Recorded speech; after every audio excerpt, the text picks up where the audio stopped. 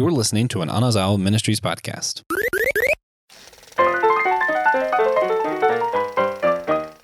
All right, y'all, it is September, and that means that it is officially the start of the most wonderful time of the year. We are back at it once again, the second edition of the SG Drive-In, and this time, my friends, they're finally letting me have my season. We're talking this time around. We're talking about Halloween movies. We're gonna be breaking ground and really diving into a different type of movie than really before. And to kick this off, I'm joined with one and only Josh. How's it going? Hey guys, doing all right. Joe did mispronounce the end of the greatest season. Which of course is summer. I am a Florida boy through and through. But that being said, just an inside look, if you didn't know, Joe and I are kind of the lead on a lot of some of the decision making, everything through this, because we do a bulk of the recording, so people just let us do that. And I think it shows in this lineup. I mean, I love Halloween movies, but I feel like your Halloween movies and my Halloween movies are sometimes pretty different. And I think it shows up really clearly in this lineup. Yeah. It's funny because as we started building out the lineup, for this iteration of the Drive-In series, you can see where Josh and I kind of, compromised with one another because you're going to see some pretty radically different episodes as you follow through along the way. Every Friday, just like last time, we are going to be airing these through the end of October, and we'll be ending off with on that Friday right before Halloween. Yeah, that one I'm actually really excited for, because recently I went to Universal Studios, and they do their horror houses for Halloween a lot of times based off of movies, because, you know, Universal's big movie, whatever. And one that they did that was truly terrifying that I hadn't seen the movie of yet is Halloween with Michael Myers. And that, just walking through that, because they show you the movie as you go and they have the jump scares and everything. Something just about the entire vibe of that was terrifying, but it was thrilling. And I'm really excited to hear that review. And I believe you're doing that with Sari again, too, which just one of my favorite people we've talked to on this show. We've talked to a lot of people. She's a lot of fun. Yeah, we just wrapped on, at the time of this recording, we wrapped on a Star Wars episode that you guys would have heard by now, I think. And it's just... She worked on Halloween 2, with Rob Zombie's Halloween 2. Mm-hmm. And so it's going to be cool to chop it up with her about 1978's seminal classic Halloween. But going through some of the run sheet here, we have Hocus Pocus, which will be TJ and myself. Bride of Frankenstein, which it's funny, when you approached me about wanting to do the Universal monster movies, I was so excited because a lot of people find those to be boring, but I think I think those movies are so rich with storytelling, and they make the monsters such characters that it's hard not to love those movies. Yeah, I think most people probably would have been surprised. Like, going through, most of it's not surprising who picked what. Yep. But I feel like it probably was a little bit surprising that I was the one who was like, Bride of Frankenstein, my favorite Universal monster movie. Right. We've got Beetlejuice with Pastor Will and I, and then Josh's pick, Disney Pixar's Coco. I told y'all I'd get Disney in there. Yeah. It's funny. I'm gonna go through and watch all of these even though I'm not on all of the episodes, I'm still going to go back or go through it and watch them. And I've never seen Coco before, so that'll be interesting. It is a lot more. I don't think a kid would pick up on it, but it's a lot more intense than I would think it would be. Not necessarily scary wise, just emotionally, the emotional depth of that film. I was really surprised that Pixar went there. Yeah. But you'll see. And then rounding it off, like I said, is the original 1978 slasher Halloween. And I'm excited to celebrate a period of time with these different movies and enjoy these different movies. You guys will very quickly pick up on the fact that as far as the horror debate and whether or not that's okay and Halloween and yada yada yada, it's on a personal basis, and we do not. That's a big old landmine that we don't feel the need to necessarily go deep into. We're just gonna sit back and enjoy these movies and invite you guys to enjoy them along with us. Yeah, it's last year we did an episode about should Christians be able to watch horror film. So we just didn't feel the need at all to readdress that. You can look it up, but I like the idea of we already have this conversation. Let's start from there. Let's, instead of starting from go, let's go ahead and start that one step out. And there's so many things in this lineup that are deeper than what people think of. I think a lot of people think that horror films and Halloween films are just jump scares and whatever. But part of what makes horror beautiful, and even though I like happy, feel-good movies, I am the one who chose Coco naturally. The thing with horror films that's really cool is it invites you not just to be scared, but to see almost the worst of humanity in such a way that it can tell deeper stories with meanings that I think some of my happy, feel-good movies can't get to. Which, for a philosophy and theology podcast, that's beautiful. Yeah, you can look up the episode of the first SG Drive-In where we had a special guest on to talk about Wes Craven and some of Wes Craven's work over at the Victims and Villains podcast. And it's a brave new world in a lot of respects when you're able to take a step back and allow for these movies. We've talked about this with comics, we've talked about this with different movies and different concepts, but horror is one of the is one of the absolute prime examples of being able to, as Will would say, hold up the mirror, right? Mm-hmm. Ask questions and explore concepts and things like that. Because it really does, when done well, touch on some very significant points. You know what I mean? Like there are concepts that are discussed that are important to talk about, but tend to be very uncomfortable.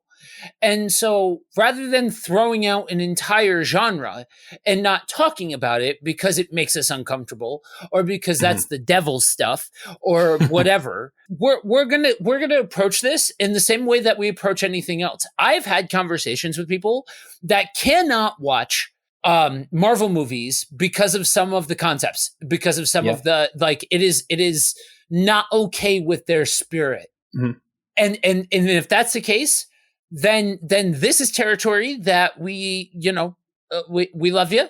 Tune in Tuesdays and Thursdays. There's a lot of great content, but maybe this isn't the right spot.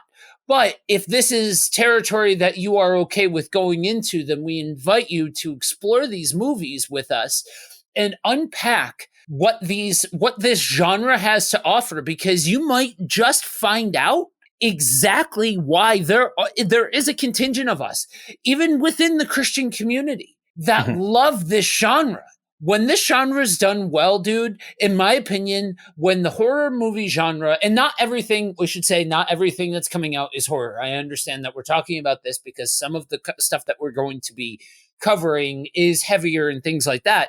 But not everything that we're going to be talking about is horror. We're going to be covering movies like Hocus Pocus. We're going to be covering movies like Beetlejuice. We're going to be covering movies like Coco, right? Intense moments, weird stuff like that, but not necessarily out and out horror in the same way that Halloween is. But still important conversations, still, part of a larger idea that we have here that we've always had at SG of exploring storytelling through the lens of our relationship with Christ and allowing that to inform how we process, but not being afraid to process the world just because what it's saying isn't feel good or Christian or something along those lines. Because otherwise we wouldn't watch stuff like the MCU and we wouldn't watch some of the stuff that you guys hear us talk about and that you guys love hearing us talk about and things like that. This is no different. This is just a different type of storytelling. Yeah. I typically I like old horror, especially if we're talking like classic lit Frankenstein. I can see myself on the story, and that's what makes it cool. Is, I can see myself as Dr. Frankenstein wanting to create life, wanting life that doesn't end and trying to achieve it on my own ends and seeing just how terrifying the result of that could be. And there's so much stuff like I've been on a Scream kid. I haven't seen Scream till this year. And now I'm like binging all these Scream movies. And I'm like, this is fascinating to see people who are not just evil, but they're trying to play the part because they want to make something fantastic and be creative. And I'm like, that's right. Even creativity without God can be evil. Like, yeah. And it's just so interesting to see these through these stories. And for me, and I know Joe's probably a little bit different. For me, the parts of Halloween that I like, which I got to tell you guys, fall is my least favorite season. But for me, stuff like Halloween, these movies, stuff like Thanksgiving, I love Thanksgiving, guys, are these bright lights that help me through it. Right. And for me, Halloween is about these old classic kind of storytelling that's actually getting at something deeper than just my usual stuff. And I love the quirkiness, Part of what makes Coco cool is the colors and all of that. And it's quirky. Part of what makes Beetlejuice cool is it's just weird, man. Nightmare Before Christmas. I love the weirdness of it all. Yeah. And suddenly I know an episode that you and I need to do, because Scream is literally my favorite horror movie franchise. So that is absolutely a conversation that maybe we'll have to add a bonus SG drive in there for them sometime. Yeah. I think I smell a Patreon special for you lovely supporters where we break down the Scream franchise. Absolutely. But yeah, I mean, it doesn't matter if it's, if it's the old, the classics that you're talking about. It doesn't matter if you're talking about, 70s or 80s or 90s and so on and so on.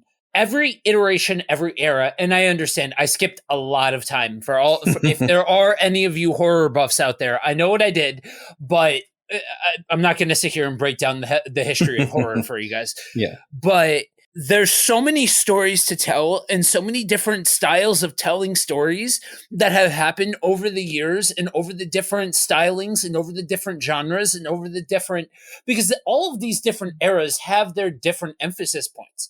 You know what I mean? We're just coming off of the heels of everything's paranormal, everything's ghost related, everything's demons. And now we're getting into what's called elevated horror and all of that. And there's always something new to be told as you're going through these different these different eras and these different stories. So, allowing to take the time to listen to an artist express themselves, even if it's something that you disagree with, I think really can be beneficial. And that's what we're seeking to normalize here, because again, knowing that Halloween is a touchy subject for Christians, knowing that horror movies are a touchy subject for Christians, I've said this before and I say it again. I think there's a difference between like pagan worship and American Halloween. I think trying to conflate those two is asinine. And so just understand that it's a greeting card holiday like anything else. I get it. I understand why people have such a problem with it. I understand, but ultimately it's a greeting card company holiday. We're not trying to be out here promoting anything outside of movies that are centered around a fun holiday in the fall season. Yeah. But with that, additionally, Halloween is a weird mixture of, some pagan stuff, but also some Spanish heritage stuff. Also some Irish heritage gets in there. Also some church holiday. Right. And from the church side of it, at least, you see a lot of this ideas of what does it mean to remember the dead, or for the dead to still be here with us in some way. And that focus on the dead in not necessarily a negative light, right? All the rest of the year, when someone dies in a movie, it's tragic. But when we come to Halloween, it's either scary, haunting, maybe even a positive thing for them to kind of find a way to deal with death differently than we think of it most of the rest of the year. Yeah. It's certainly interesting, especially because, people don't realize sometimes how much influence horror movies and popular media have on the popular thinking. You know what I mean? Like it's become so normalized to talk about serial killers and to talk about true crime. It's become so normalized to talk about ghost hunting and demon possession and all of those kinds of things. I don't know who needs to hear this, but both of those things that I just mentioned are influenced by popular media and have their background in consuming stuff centered around this holiday or the horror genre or things like that. And when you consider the full breadth, and we'll save the history lesson on what exactly Halloween is, but and all of the roots and everything of what kind of has become this mishmash of different traditions and different concepts and things like that, all now presented in this one large lump sum that is American Halloween. And you realize, well, wait a minute, like there's a little bit of this and a little bit of that. And not everybody's tradition is about like pagan worship and devil worship and all of those kinds of things. Some of it is around respecting the dead, right? Respecting those that have gone. But like everything gets processed through this particular lens that we need to take off that lens in order to really appreciate this part of town. Yeah. So I just, some of my last thoughts on this really, I think personally, as good as some of the films are, I think slasher films have hurt the genre of horror. A lot of people think horror is just exclusively blood and gore and stuff, but it's an entire style of storytelling. It's not necessarily just slasher stuff. So I think it gets conflated a little too much.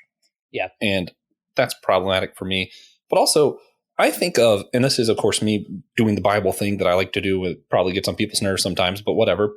Yeah. Paul, when he sees the gods of the people there and all these statues built, he sees an unknown statue. He uses that as an excuse to tell them about their unknown God and says, this is the real God. And I think we are presented as Christians a perfect opportunity where people are talking about death and all these concepts around the dead. And we can say, hey, let me tell you about what actually happens with death. Let me tell you the good news of death. And this gives us a great opportunity for conversations to be opened if we're willing to take it. Right. Exactly. So yeah, we're excited to jump back into another go around exploring these different movies and doing the whole drive-in thing. Last time was a lot of fun. Oh, yeah. Expect this time to be a lot of fun. And Josh, just like last time, we had a question for everybody. So I'm going to throw it out to you as the kickoff for this whole thing, what is your favorite Halloween candy? I'm tempted to say Whoppers just because I love them and because we were having a conversation about it earlier, and I know how Joe feels about it. And, I have to live up to my Josh with the wrong opinion stuff, but I think of that more of an Easter candy. And ever since I was a kid, I loved when I got full-size Snicker bars when I went trick-or-treating. And to this day, it gets a little cold out. Actually, weirdly enough, I used to put mini Snickers bars on my s'mores instead of Hershey's chocolate. I love Snickers. I'm going to go with Snickers. I mean, it's certainly a better answer than Whoppers. But Black licorice, final answer. Savage. You guys will have to hang tight till further on in the SG or in the drive-in series to hear my favorite Halloween candy. Be on the lookout for a particular episode between Tejas and I where I share that piece of information. But for now, this has been this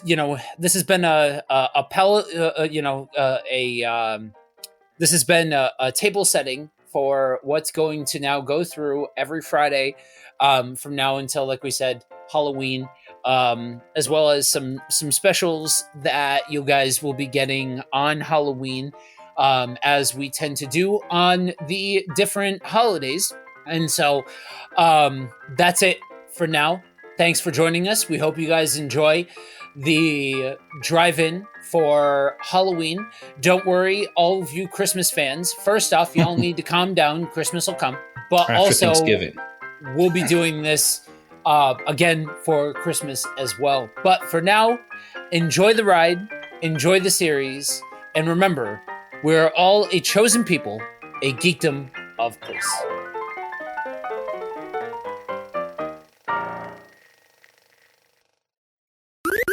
This was an Anazao Ministries podcast. If you enjoyed this show and would like to learn more about our network, be sure to check out the Anazao Ministries podcast network.